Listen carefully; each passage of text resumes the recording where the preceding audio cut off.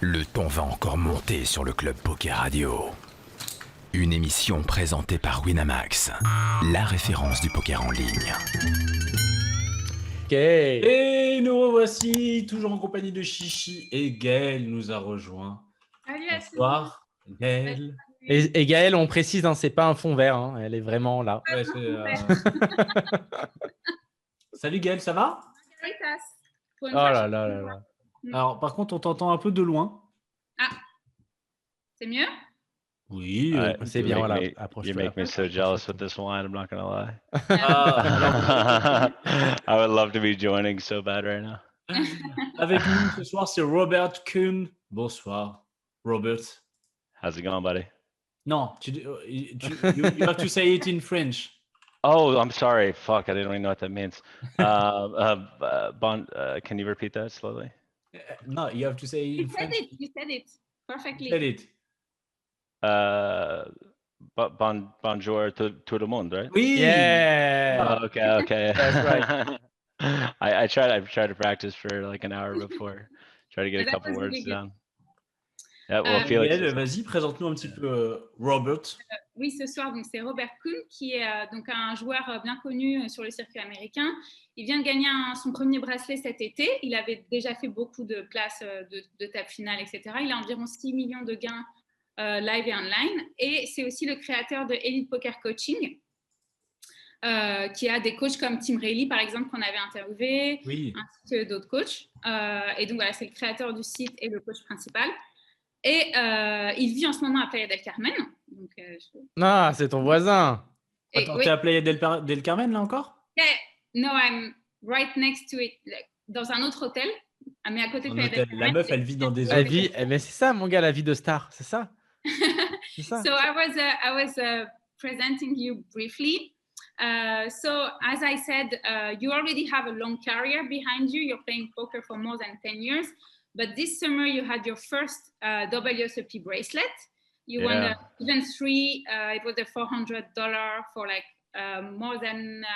the first person to do it on Twitch. That was the more important thing. I wanted to... It was a really, really long Twitch session. So yeah, that was a wild one. The most important accomplishment of your career, or no? It was probably the most... it was very important, right? Like I put myself in those situations like several times. I had quite a good WSOP. I made a couple final tables. I was player of the year for like 28 out of the 30 days, and it was the more intense thing is when you're actually doing it on stream in front of 2,000 people, and you just have to zone that out and just play your best game. And I was playing like a 60-year-old man heads up who I couldn't find. He was the only person at the FT I couldn't get any reads on. And he played this very, very bizarre strategy. I'm used to, obviously, I have a lot of experience with heads up, but this guy was annoying to play against, I guess. Like he min 3-betting and like, you know, and obviously you can't like really fold to a min 3-bet. So it was very bizarre to play this guy, and he's playing a very unique style. So I was trying to play more like theory oriented. And then I realized I was calling off like way too many of his bets, even if they were really good bluff catchers. And I had to adapt pretty quickly, and our heads up match was pretty long. And at one point he took the lead by like, I had like a pretty commanding lead. He took the lead, I took the lead. And then it took probably like 100 hands of heads up to kind of figure him out. And it's like, God, if this guy beats me, like, yeah, it's not about the money. It's not about the prestige. It's like, God, I can't lose to this guy. Like, not this guy. I mean, you know, credit to him. I mean, it's a tough style to play against, but plus being the first streamer to ever do it, I thought that was like a pretty cool accolade. Like, you know, being the first to do anything is always, you know, pretty cool. So I would say it's one of my better accolades. Yeah, it's if not the best, is quite fun. Okay. It's a really good experience. Okay, so I'm going to translate briefly what you just said. Donc, je lui demandais un petit peu si ça avait été l'expérience finalement, parce qu'il a une longue carrière derrière lui, et si finalement gagner un bracelet, c'était quelque chose, voilà, le plus bel accomplissement de sa carrière. Il a dit que c'est peut-être pas le meilleur moment, mais c'est clairement un des meilleurs moments de sa carrière. Surtout qu'il était arrivé heads up ensuite contre quelqu'un qui avait 60 ans. Il n'avait aucun rythme dessus. Il ne comprenait pas trop comment il jouait. Il faisait des 3 bêtes un peu bizarres. Et donc, voilà, il avait fait quelques erreurs. À un moment donné, l'autre a repris le lead sur lui. Donc, il se sentait... donc, il a dit, c'était même au-delà du prestige ou au-delà de l'argent. Je voulais vraiment pas perdre contre lui à ce moment-là. Donc, voilà, il avait pas mal de pression. Il était en stream aussi. Il a twitché toute la session. C'était une immense... un très très long stream du coup, et le heads up a duré plus d'1 heure, et donc voilà, c'était assez stressant, mais en même temps c'était une belle expérience de pouvoir partager ça en stream et d'avoir quand même l'expérience comme ça du stream, même si c'était pas les WSOP en live, mais c'était quand même une très très belle expérience, c'est clair. And yeah, even if it was not like the usual WSOP in Vegas, it was still a great experience because you were experiencing the live stream. And Yeah, that's the thing. You just have to. I just exit on my own stream. Usually, I'm very engaging with people that come in, but when there's 2,000 people in there, you can't read messages. It's good sweat for everybody. Of course, you're gonna have people anti-sweating or whatever, but mainly it was just a lot of positivity. I mean, I have a lot of really nice people that were rooting me on, but it's just you can't keep up. You have to just stay focused. I pretty much do this always when I'm at an FD. Regardless of the size, I try to just stay in tune because that's obviously where all the equity is. So regardless of the buy-in or anything, I think it's really important to, I'm a poker player first, and a streamer or ACR pro second. So I need to, do my job, and then we can talk. I can discuss things after that. Non, parce qu'il disait que ça reste un joueur de poker avant tout et un streamer ensuite. Et que donc il doit d'abord, c'est la partie la plus difficile des fois quand on stream, c'est de ne pas perdre son focus sur son jeu et de pas trop focus non plus sur le stream, à répondre à tout le monde et à regarder trop le chat. Ça peut être un peu un piège. Donc voilà, c'est un joueur avant tout, et donc voilà, mais il a reçu c'était extrêmement positif. Il avait plein de super retours et c'était très encourageant quand tu es en train de jouer, de voir que des gens t'encouragent. Bon, tu as toujours des haters qui vont arriver sur le chat pour dire des trucs pas sympas, mais globalement, ça fait vraiment plaisir d'être encouragé comme ça. Mais toute la difficulté, c'est de savoir rester concentré quand même sur son jeu et pas trop non plus se laisser emporter par le stream, quoi. And yeah, as I said, you also created the poker coaching website, Elite Poker Coaching. So how was it? Like, what are the most challenging things when you're trying to create a poker website today, where there is a really like competitive poker world today? Right. So I found with poker coaching, the one thing I think that I've lost, that I think everyone has lost really, over the last 10 years, when I first entered in, poker really hard in like 2009, 11-ish years ago, there was a big sense of community. Everyone would talk strategy, but now it's kind of broken off to a bunch of subcategories or like elite groups of people, 3 or 4 friends, or maybe up to 10 groups. I found that the community sense had been lost. So I wanted to create a community where people are very supportive, regardless if you're low stakes or high stakes. And that's basically what we've done. And that's why I think people really like Elite Poker Coaching. Plus we have some of the, Graf Ganger and guys like Elliot, Gru the DJ, I don't know, but every one of our coaches, I don't think there's one that hasn't made like 500,000 profit last year or something like that. So out of the 9 coaches, and but the Discord alone is, just the hand histories. There's just from the lab section, we pretty much studied together over the last week. I just put in like 3 or 4 hours a day of running sims in there and showing people how to run sims and kind of explaining the theory behind everything. I'm like a huge poker nerd, so I love teaching. That's the thing. I just love teaching people. I love people saying, I love others succeeding. I don't care if they play the same stakes as me, because that just makes me work harder, right? So, hard work beats talent when talent doesn't work hard. So, and I don't think, in my opinion, I don't think most people work hard enough. So. Mm-hmm. Non, je lui demandais pourquoi exactement il avait commencé cette idée autour de Elite Poker Coaching, et c'était un milieu très compétitif aujourd'hui dans le milieu du coaching, donc comment est-ce qu'il s'en sortait un petit peu, et donc il a dit que lui, quand il avait commencé le poker, il trouve qu'il y avait cet esprit vraiment d'équipe, de communauté dans le poker qui s'est un peu perdu au fil des ans. Et qu'aujourd'hui, le problème, c'est qu'il y a des petites communautés, mais c'est très divisé, beaucoup plus divisé qu'avant. Et ça va être plus des sous-catégories. Tu discutes avec 3-4 de tes potes, peut-être des groupes de 10, mais il n'y a pas cet esprit de communauté qu'il y avait avant, que ça s'est un petit peu perdu. Et c'est ça qu'ils voulaient retrouver en faisant un site de coaching. C'était voilà, que qu'importe les niveaux, les gens échangent plus en fonction, qu'importe le niveau des bains, etc.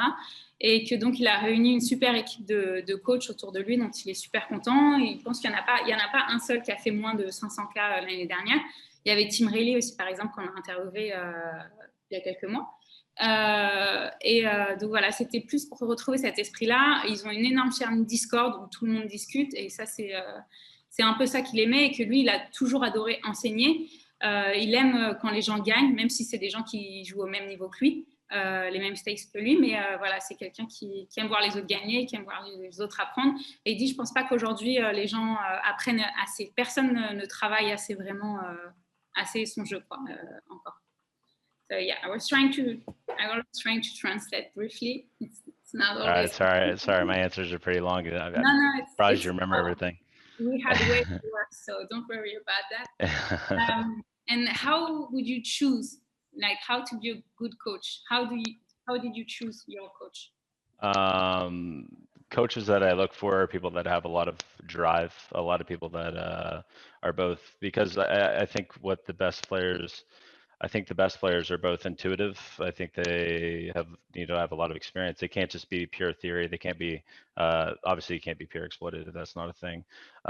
You have to have a fine balance of knowing a very, very good understanding of theory, but also being able to adapt to your opponents and being able to deviate very quickly on the spot.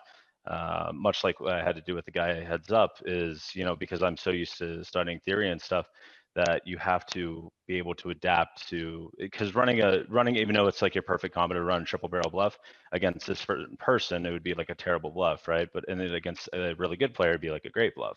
So you have to quickly learn, how to adapt. Now, obviously you have to have a lot of hands over time to do this, but at the highest stakes, when 1Ks are only getting 50, 70, 100 people or whatever, you can accumulate hands pretty quickly on everyone and find a kind of leak bust. I do a lot of player studies, reports and stuff like that to see where people are leaking and use that against them.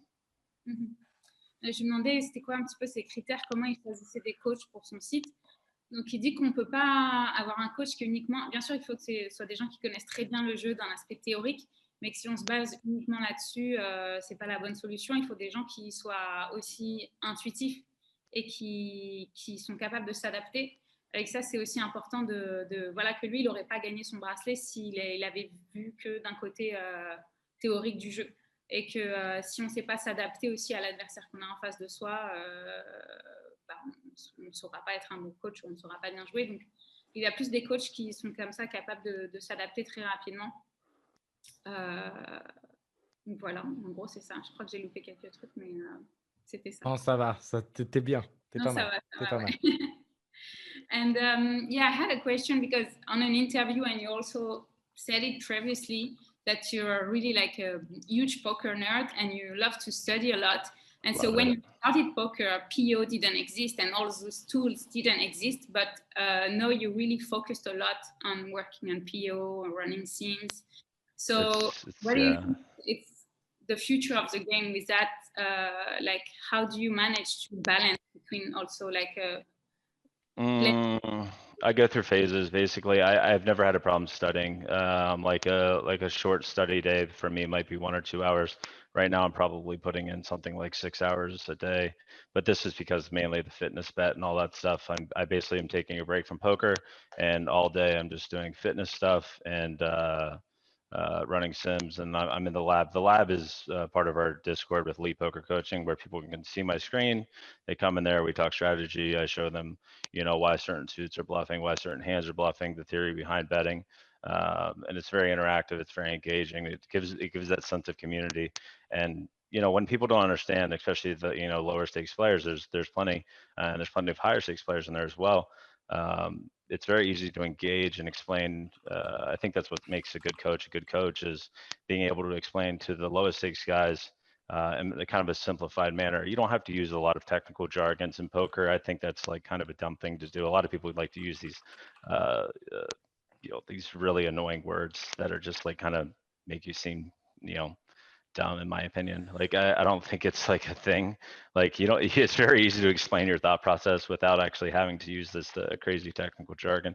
It doesn't make sense to me, but I think that's what separates, very good coaches from, guys that are just trying to sound smart, being able to attend to every level of poker. Non, il disait que oui, il avait passé énormément de temps à étudier tous les PIO, faire des sims, il fait pas mal de simulations, etc. Il essaie d'expliquer beaucoup ça à ses élèves parce qu'il y a plein de joueurs qui comprennent pas encore. C'est des techniques qui peuvent être assez complexes de utiliser PIO, c'est pas forcément facile. Perso, j'ai essayé, j'ai vu ta vidéo aussi d'ailleurs sur Kill Tilt. Tu regardes mes vidéos? Oh putain, alors là, ça me fait tellement plaisir, t'imagines pas. Donc, c'est pas quelque chose d'évident. Et il dit que il passe beaucoup de temps à expliquer ça aux gens, à montrer aussi sur les streams comment ça fonctionne, etc. Là, en ce moment, il a un bet, on va en parler. Donc, il est à fond sur le fitness. Donc, on va en parler pour ça. Donc, il a moins de temps pour étudier. Mais que c'est ça qui fait la différence entre un bon coach, c'est un coach qui sait trouver les bons mots, qui sait se mettre au niveau de son étudiant, et qu'il y en a beaucoup qui essayent d'expliquer des mots avec des mots super compliqués et tout, juste pour paraître intelligent, que c'est pas la bonne solution, que tu peux expliquer les choses simplement et faire comprendre comment ça marche, tout ce qui est PIO, etc., JTO, sans utiliser des mots savants, et que c'est ça qui fait un bon coach, c'est quelqu'un qui sait expliquer avec des mots normaux. And as you said, like you're having a bet right now, so you're spending a lot of time doing fitness. Yeah. So are you used to do like a lot of bets like that? Like I bet on everything. And what was your craziest bet ever? Oh God, I bet on everything. You guys are actually privileged. I'm probably the worst UFC bettor in the history of UFC. I think I've probably bet 1,000 matches. I think I've won 8 total. I've also bet on Connor this weekend. I bet on Hooker, of course. Why not? I bet on everything. It doesn't matter who I bet on. I swear I make them lose. The only bets I actually win are Khabib bets, but I don't think he's beatable since he grew up fighting bears. The toughest challenge I think so far, this is probably the toughest one because I had to go from literally just eating shit food, gaining a bunch of weight in December. I used to be a little bit skinnier.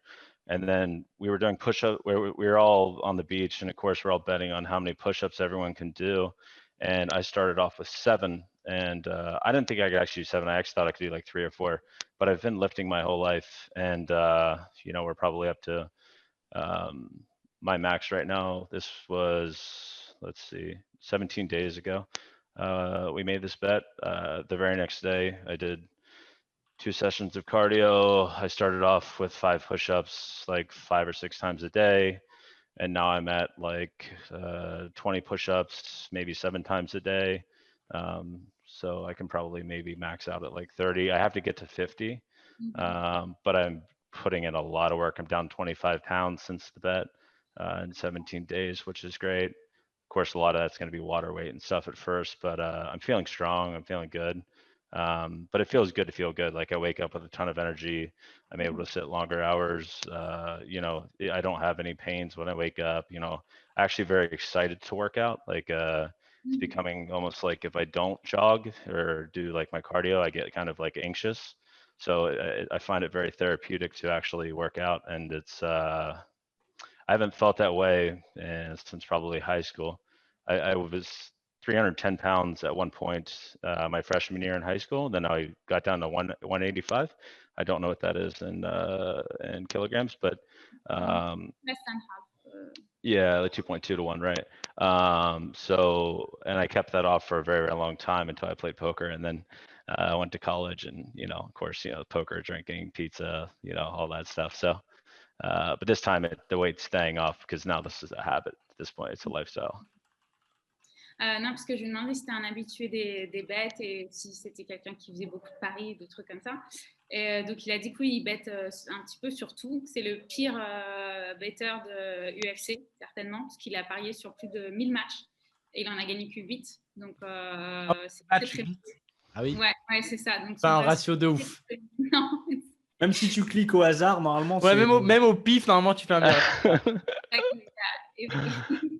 Et il avait fait le bet sur McGregor, ouais, cette semaine, ouais. McGregor contre Il a fait Poirier. une bonne sieste. perdu aussi. Et donc, il a dit les bêtes, tout ce qui concerne l'UFC, c'est vraiment pas mon truc. Et là, il a fait un bet récemment, ça fait 17 jours. Donc, ça, c'est à Playa del Carmen, parce qu'ils étaient tous sur la plage en train de boire des bières. Ils ont commencé à parier. Vas-y, pétez-nous votre bonheur à la tête. Vas-y, pétez-nous la plage, l'alcool. Et They're really like upset about like being on the beach and drinking beer and stuff like that. Yeah.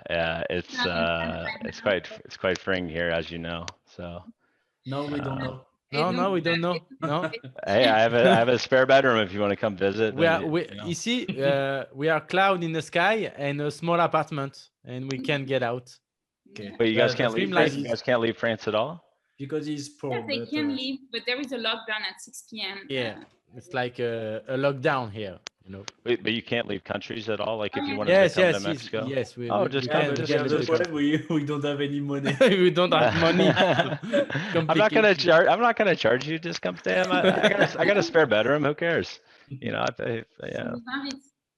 It's a great place. It's a great place. Et donc il a fait un pari parce qu'il a dit qu'il a gagné pas mal. Enfin, il a pris pas mal de poids dernièrement en décembre. Que voilà, il avait la vie classique du joueur de poker qui fait pas trop attention, manger des pizzas, etc. Donc il a pris pas mal de poids et que donc il a un bet donc sur un mois de réussir à faire 50 pompes d'affilée d'ici 2 ou 3 semaines. Donc là, il a commencé il y a 17 jours. Attends, 50 pompes d'affilée comme ça, genre en mode. Yeah. 50 push-ups. Combien il faut gagner pour faire ça? Straight.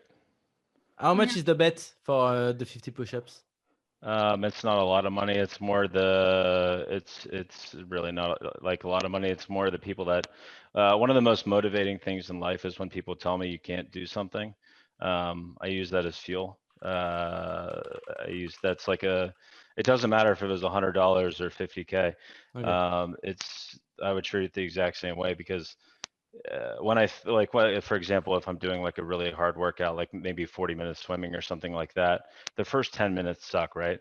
Like you start to like, oh, fuck, like this, I have 30 more minutes to go. You're just kind of thinking in your head, like after lap after lap, it's like, the pain, it hurts. But you have to turn this pain into pleasure. And you kind of go in this like therapeutic or the hypnotic state. And it's kind of what I've been able to do. Same with food. Instead of looking at like a burger or a pizza, which I would always be like, oh, that's what I would get, right? Now I just eat fish or chicken or shrimp or something like that. I'm on the low carb diet, so I don't eat anything breaded. Yes, so it's an improve of your global lifestyle. So not exactly. It's just not a bet, right? Like this is so much more. Like after the 50 push-ups and all that stuff, this is just a lifestyle after this. This is I'll probably give a free roll if I ever get over a certain weight again, because this is a lifestyle.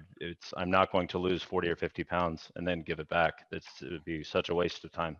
It would just be such a waste. The money's not irrelevant. It's about the discipline that I've had to teach myself. I think a lot of that comes with poker. I think that's the only way I was able to flip how I think about things with the work ethic in poker. So the main goal is to improve yourself. Exactly. I had a really bad December and I was spiraling out of control, and some traumatic things happened and I was spiraling out of control, and I said, all right, get your fucking head out of your ass, quit being a pussy, and fix yourself. So work on your mental health, and you work on your physical health. And so I basically took all of July, because once I start playing bad poker, then I know there's something wrong. And for like the beginning of July or beginning of December, I was playing a lot of poker and I was just playing like shit. I was like, what am I doing? Like, this is such a waste of my time, you know? And if you're not playing well in like 1Ks and stuff, then you're just lighting money on fire. So I just, thankfully I'm like pretty hyper aware of when I'm kind of out of it. And obviously I had a lot of friends and support to get through it. But I finally realized, look, let's harden up a little bit. Let's go back to our roots. Sometimes you have to take these breaks. Sometimes you have to get back to your roots and find out what is, if you don't have your mental health, you have nothing. So everything else will crumble under that. It's kind of almost like a pyramid, right? If you don't have the foundation down, everything will crumble. And that was just what was happening just very rapidly in December. And so I said, let's fix this, let's get our core base, and then let's work out from there. Non, il disait qu'au final, l'argent, c'était pas le plus important dans le bet. Il était dans une spirale assez, dans un cercle vicieux depuis le mois de décembre et un peu avant, et que du coup, c'était aussi l'occasion de retomber un petit peu sur ses pieds, de retrouver un bon chemin et de se dire, bon, ok, maintenant, je me donne un coup de pied au cul et je me lance et j'arrête tout ça. Et que quand tu te rends compte aussi que tu commences à mal jouer, c'est que clairement ton mental n'est pas là et il faut vraiment travailler là-dessus. Et quand tu te rends compte que sur des tournois à 1K par exemple, tu les joues mal, c'est comme si tu jetais de l'argent par les fenêtres, clairement. Et que si tu n'as pas la base, et la base c'est vraiment le mental, tout le reste s'effondre, quoi. Tu peux avoir la technique, mais si tu n'as pas le mental, de toute façon ça marchera pas. Et que faire ce bet, c'était aussi l'occasion pour lui de voilà, retrouver le chemin un petit peu, de manger équilibré, de retrouver la motivation. Il est content quand il se lève le matin, il est content quand il fait du sport maintenant, que ça commence vraiment à lui manquer s'il ne fait pas de sport. Ça devient vraiment de retrouver des bonnes habitudes de vie. Ouais, c'est ça. Trouver un mental fort aussi. Restructurer son lifestyle. Restructurer sa vie, son lifestyle, un petit peu tout. Et que finalement, faire ce bet, quoi qu'il arrive, c'est l'occasion voilà, qu'à la fin du bet, même s'il gagne le bet, le but, c'est pas si tu as perdu 30 kilos et que tu t'es mis à bien manger, le but, c'est pas de tout reprendre et j'arrête tout et je me remets à manger n'importe comment. Donc, c'est vraiment une histoire de mental et de voilà, bien travailler et de travailler les fondations. Voilà. Je ne sais pas si vous avez des questions aussi. Alors moi, j'ai une question, mais je vais attendre un petit peu après. On a eu... Everybody's gonna wait. C'est laquelle que tu veux? Parce qu'on a eu plusieurs questions dans le chat. Okay, because I got a few questions in the chat, so I was asking. What's that, sorry? Tu peux lui demander, hein. Tu lui poses comment? Je voulais lui demander s'il avait entendu parler du scandale du moment. Yeah, in the chat, they were asking if you heard about what happened with the Winamax Pro recently and what you or other people in your community. I read into it a little bit. It was just multi-counting, right? The way I've always seen it was a multi-counting. Is that what was happening, or is there collusion and stuff like that?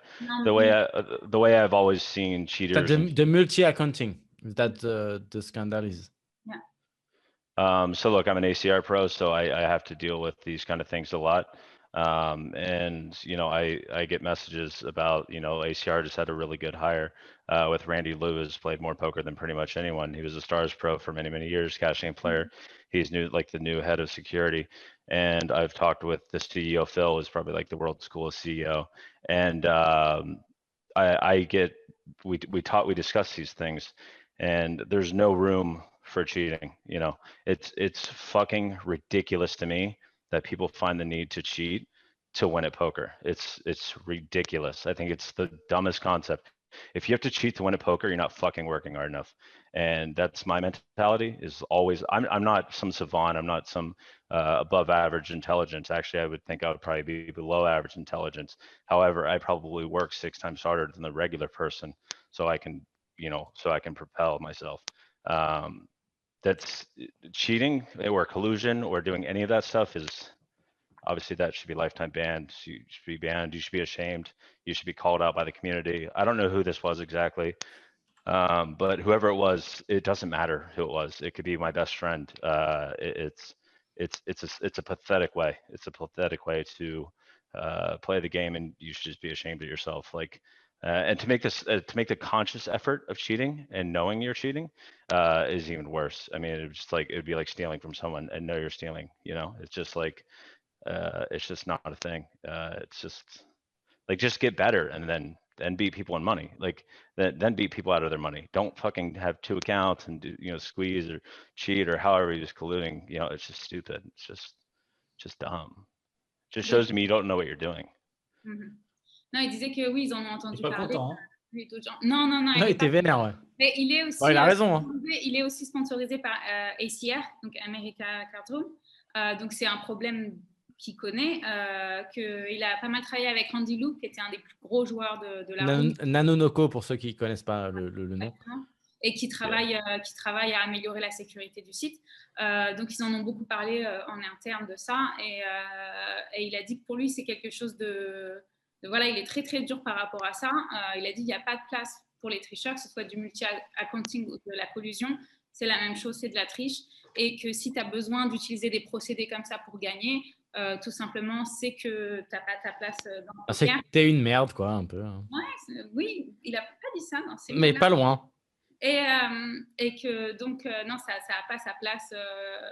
Surtout que voilà, en tant que sponsorisé, lui, il connaît aussi ce qu'il est sponsorisé. Donc voilà, c'est des choses qui n'ont pas leur place et que ça veut dire tout simplement, travaille plus dur ton jeu. Et qu'il a dit, je me sens pas comme quelqu'un de supérieur aux autres ou plus intelligent. Pas du tout, c'est pas du tout ça que je suis en train de dire. Mais c'est juste que j'ai travaillé peut-être beaucoup 6-7 fois plus que la plupart des gens et que pour moi, gagner au poker, c'est là-dessus. Ça se base sur le travail.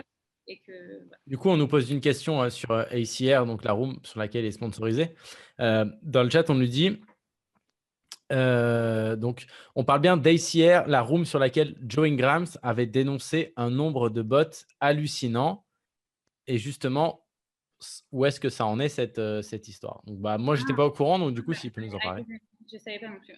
Yeah, someone on the chat asked, like, ACR had an issue about Joe Ingram About what? about a lot of bots that were used on ACR, or is that, I don't know. I've gotten so many suspected bots banned. They're constantly ahead of the curve when it comes to bots. They're always, this is why people worry about, like, they're always doing some kind of update, but all their updates are related to bots. Randy Liu being on the case is a massive improvement. He's just going to be a god tier security. I'm also on top of it. People report things to me. I'm more so, I'll look into collusion and stuff like that. Obviously, I've been playing for a long time, so if something's very suspicious, I've also had people banned as well. If it's just that obvious, then like I said, there's no room for this shit. Especially at higher stakes when, maybe at 50 or 1K only gets 50, 70 guys. If there's, 5 guys cheating or whatever, these guys need to go. And Phil is very quick to act on these kind of things, and they will get banned immediately and permanently. And it's a very strict policy about this. And as for bots and stuff like that, that's getting fixed every day. And a lot of bots have been banned. There's, I would say they're probably one of the best companies in regards to being ahead of the curve. This is why you see, actually, they're one of the newest updates that's coming out. We have an ACR Pro meeting every week, and we have a lot of exciting news coming. There's a lot of big names joining. I can't say, but you guys will definitely know the names joining the ACR Pro team.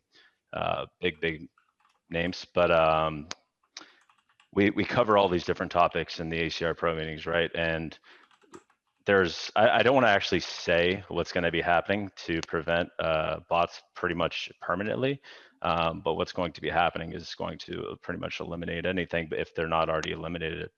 So.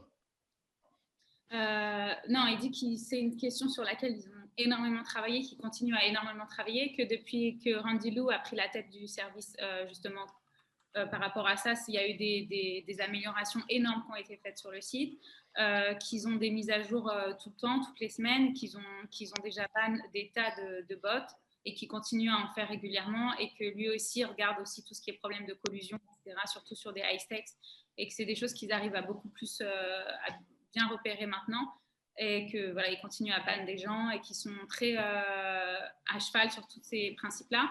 Et il a dit, je ne peux pas venir, ce qui arrive aussi bientôt, mais il y a une énorme amélioration du site qui va arriver très, très prochainement, qui va vraiment régler ce problème de façon définitive normalement. Et qu'il y a aussi de grandes nouvelles qui vont arriver pour le site, qu'ils ont signé des pros, voilà, des grands noms bientôt qui vont annoncer sur le site. Donc voilà, c'est un problème qu'ils ont vraiment réglé et qui continuent à améliorer de jour en jour. One other thing I want to add to that is I think ACR has gotten a bad rep from guys like Ingram or other big outlets. If you don't know the back end of what's going on, you probably should keep things to yourself. I know what's going on in the back end. I am able to see the hand histories. I'm able to see what's going on and talk with Phil regularly about these kind of things. And a lot of this is more so a bad stigma than it is actual proof. And people kind of listen to whatever, because for some reason in this world, everyone has an opinion in poker, and most of them don't need to post their opinions because they're essentially worthless. They just read off one thing. Maybe they want clout. I'm never going to understand why people want clout in poker. But they just say one thing. They want to have an opinion. Everyone wants to have a voice on Twitter, apparently. So if you don't actually know what's going on, just keep your fucking mouth shut. Because there's no other way to put it. I mean, not to be brash, but know what you're talking about before you make an opinion, in my opinion. That was pretty clear. Donc il a dit en gros, c'est ça qui l'énerve aussi un peu, c'est qu'il y a beaucoup de gens maintenant, voilà, que le site ACR a souffert un petit peu de mauvaise presse, mais pour des choses qui étaient infondées, par exemple ce que Ingram s'est mis à dire, mais que quand tu connais pas le dessous du site, quand tu connais pas ce qui se passe réellement derrière, que tu n'as aucune idée réelle, que tes opinions sont sans fondement ou sans aucune preuve, tu ferais mieux de te la fermer, en gros, c'est exactement ça qu'il a dit. Et que c'est ça le problème aujourd'hui, c'est que tout le monde un petit peu balance son opinion comme ça, et ensuite c'est repris sur Twitter par un peu tout le monde qui devient trop facilement juge de plein de choses sans rien connaître, et que voilà, c'est un petit peu ça qui se passe aujourd'hui, et qu'en gros, si tu sais pas réellement de quoi tu parles et que tu n'as pas réellement de preuves ou de choses à montrer, et que c'est juste une opinion comme ça, juste ferme-la. Voilà. J'ai une dernière question par rapport au room justement aux États-Unis. On a vu cette semaine, je crois que c'était ce week-end d'ailleurs, que les États en gros qui avaient commencé à légaliser le jeu peuvent maintenant du coup coopérer entre eux, et qu'en gros, que ça commence à vraiment se réouvrir de façon globale aux États-Unis. Est-ce qu'il est plutôt confiant sur ce processus, et est-ce qu'il est confiant aussi sur le fait que on pourra revenir à une époque où le monde entier va pouvoir rejouer ensemble, comme c'était l'époque en 2010 avant qu'il y ait le Black Friday, quoi. Yeah. Yeah, there was another question on the chat that recently it's it's possible for the poker rooms to entre-États. Ouais, en gros, c'est là, il y a eu des assouplissements sur la loi, et qu'en gros, tous les États en fait qui ont été ouverts pour le moment peuvent maintenant déjà travailler ensemble. Donc en fait, ça arrive petit à petit, quoi. That reopened online poker can now work together. So it's a big improvement for online poker in the US. So are you really hopeful for that, that poker in the US, online poker, are really gonna reopen? And do you have hope for a future like it was before, with online poker being able to play worldwide? I think these things take a lot of time, and usually it's statewide. And I know they did the Wire Act, and they that was just for sports betting or whatever. So it's not for they took it away from poker, which I think banning poker is just ridiculous in the first place. You can play the lottery, but you can't play poker. That's pretty laughable. I think it'll come back, but I think it's going to be one of those things that are quite slow. I mean, America, we do a lot of, America is just not the most, people think America's, maybe not a non-corrupt country. America's just as corrupt as most countries. It's just we're better at hiding it. I mean, you're seeing what's going on with the stock market. Like, this is just ridiculous. It's amazing. It's Blockbuster going up 500%. They have one store in Oregon or stuff like that. And then, Wall Street actually postponing. I mean, that's just a scam, right? So there's a lot of things that are going on. Now for poker, I would assume they would want it back, right? Because it's quite a good, tax revenue. It's also been ruled a state of a skill game in a New York court. So I don't see, but the thing is, a lot of states, I just moved from Las Vegas to Mexico, you can play all the gambling you want in Las Vegas, but you can't buy a lottery ticket. So, or you can't do any DraftKings or anything like that, where there's a lot of skill in DraftKings as well. But you can go to the casino, so obviously it's state by state kind of. Non, ouais, il dit que c'est des choses qui vont prendre énormément de temps, que ouais, c'est des processus assez compliqués, comme c'est État par État qui décident de leur loi. À New York, par exemple, ça a été décrété que c'est un jeu vraiment de skills. Et donc, en fait, ça dépend, c'est vraiment État par État. Il est assez confiant, il dit, pour moi, il n'y a pas de raison que ça finisse pas par réouvrir globalement aux États-Unis parce que c'est tellement aussi un milieu qui peut rapporter énormément en taxes que je ne vois pas pourquoi ils continueraient à l'interdire. Mais c'est juste que ça va prendre énormément de temps. Il dit, il y a plein de gens qui s'imaginent que des fois, les États-Unis, c'est mieux sur plein de choses. Il dit alors qu'en fait, non, pas du tout. C'est juste qu'aux États-Unis, ils savent mieux cacher un petit peu toutes les merdes. Il dit comme Wall Street, voilà, c'est que du scam, que comme voilà, il y a plein de trucs pour cacher tes taxes et tout, etc. Enfin que voilà, que c'est. On a eu une question là-dessus dans le chat. Ce sera ma dernière, je te promets. Mais c'est une question du coup politique, mais c'est assez intéressant. En gros, on lui demande est-ce que. Alors, je vais extrapoler un petit peu la question. Donc, ça part de est-ce que Trump a eu un effet néfaste sur le poker aux États-Unis? Et du coup, est-ce que. J'extrapole un peu. Est-ce que. En parlant juste de poker, hein, pas rien d'autre en termes de politique ou quoi. Mais en gros, est-ce que Trump, en fait, était vraiment néfaste? Est-ce que Biden va être du coup plus positif sur le poker ou pas? Someone in the chat was asking if Trump was being a bad thing for poker. And do you think that Biden is going to have a more positive impact for the future of poker in the US?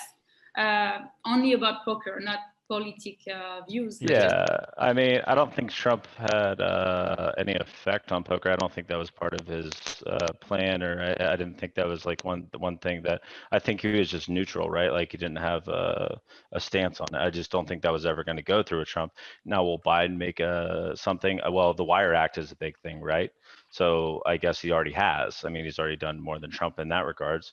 So it's a state by state basis thing. So I do think poker will eventually come back to America, and I pray, because you guys don't have the ability to play on WSOP.com, but it is like the softest site of all time. I pray that it opens up to all of the states, because Americans are pretty notoriously bad at poker. So you know, for it to be worldwide again, that would just be the dream. You know, I would be playing a lot. I'd be playing a lot of poker, and the yearly EV would be pretty wild for everyone that has been playing for a very long time and study hard. So. Non, il dit qu'il ne pense pas que Trump ait vraiment eu un impact négatif sur le poker, enfin, qu'il ne s'est pas passé grand-chose au niveau poker sous la présidence de Trump, mais que déjà avec Biden, le Wire Act, qui redonne le choix aux États, je crois que c'est ça, je ne suis pas très sûre. Ouais, c'est ça, ouais. C'est ce que j'ai compris en tout cas. Donc c'est déjà en peu de temps, ça fait déjà beaucoup plus que, c'est déjà une très belle avancée pour le futur du poker aux États-Unis, que donc il espère vraiment il dit on ne peut pas jouer sur les WSOP nous en Europe, mais que c'est le site le plus soft du monde et que c'est magnifique de jouer sur les WSOP. Donc il espère vraiment que ça va être ouvert à tous les États-Unis, puisque ce serait absolument magnifique, étant donné que voilà, et qu'il dit que les joueurs aux États-Unis ont un niveau quand même assez faible. Donc ce serait vraiment un site magnifique sur lequel jouer. Puis WSOP, c'est la marque la plus connue, donc forcément c'est une marque qui parle et les gens ils vont aller dessus. It would be like really amazing to be able to play everywhere. Yeah, you guys would like the site. Americans are really bad. Yeah. Yeah. Don't say that. So European players come to play. That's okay. Bring them on. Yeah, but as very last question, because I know you have a coaching after. That actually got postponed, so I can go a little bit longer. But okay. Yeah, you said like when you moved right after the Black Friday, you were living in Vegas, and so then you moved to Mexico, and that it was actually the best decision for you in your poker career. So how was it a key moment for you to improve like your game and everything in your career? Well, back in the day, right? You know, I happened to become friends with I met one of my best friends, Sam, in college, and then Black Friday happened, and I actually made a bet with my mom to drop out of college. I basically went to college to play poker, and I told her, I was like, look, Mom, I'm making more money in poker than I ever am going to in some kind of business job.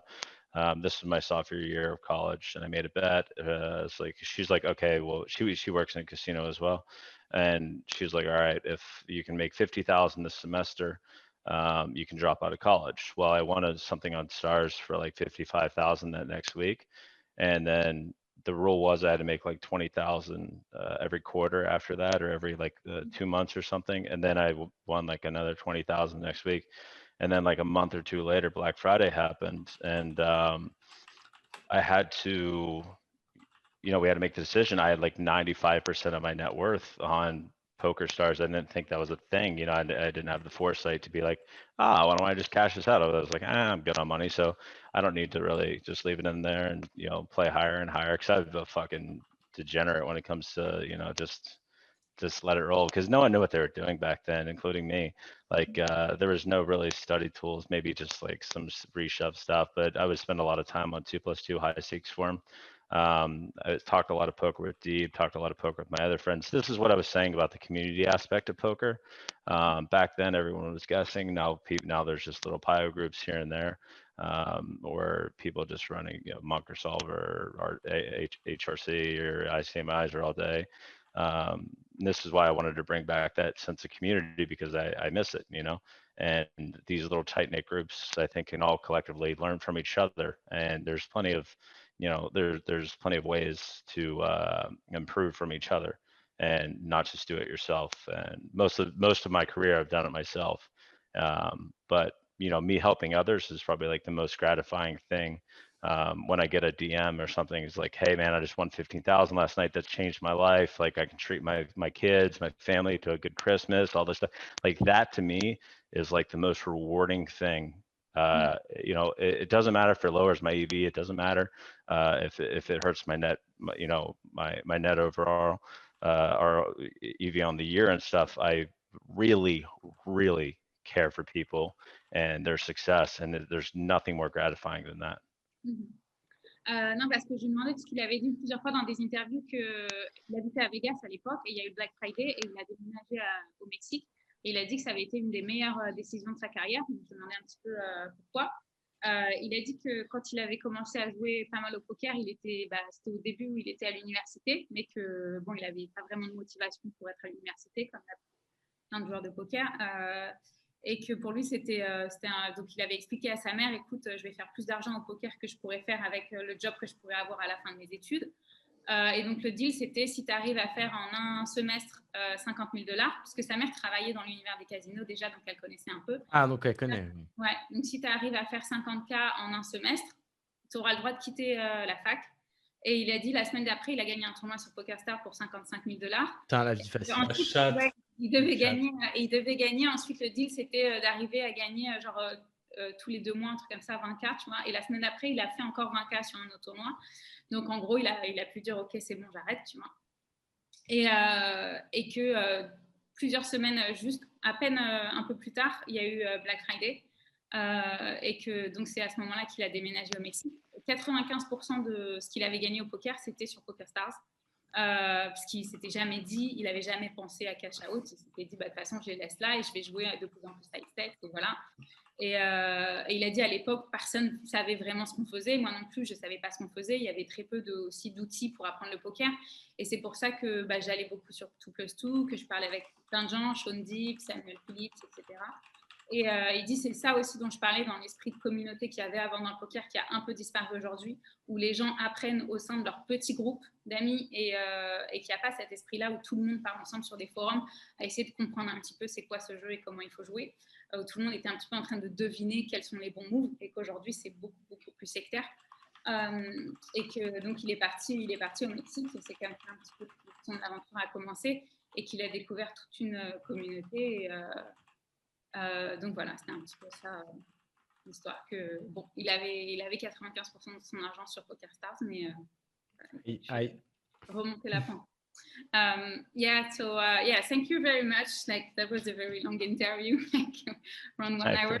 Thank you for I appreciate it. Yeah, thank you very much. Thank you very much, Robert. I appreciate you guys. And good luck for you, Beth, for keep working out. And Yeah, I have Come. another cardio session You right gotta- after this. you I gotta gotta like do go work 50 out. push-up, my man. You're 50 gonna do push-up. it, man.